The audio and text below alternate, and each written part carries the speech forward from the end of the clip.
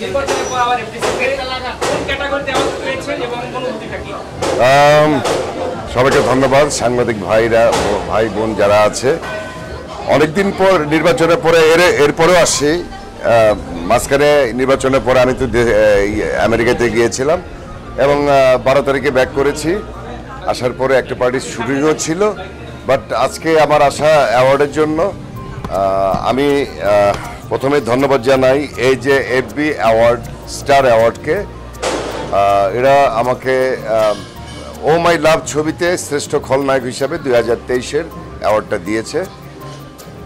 ধন্যবাদ জানাচ্ছি এই কমিটিকে যারা আমাকে অ্যাওয়ার্ড দিয়েছে, এবং ও মাই লাভ ছবির পরিচালক এবং টেকনিশিয়ান যারা আমার সঙ্গে ছিল, প্রত্যেকের সহযোগিতায় হয়তো আমার অভিনয়টা ভালো হয়েছিল, যে কারণেই তারা আমাকে এই অ্যাওয়ার্ডটা দিয়েছে।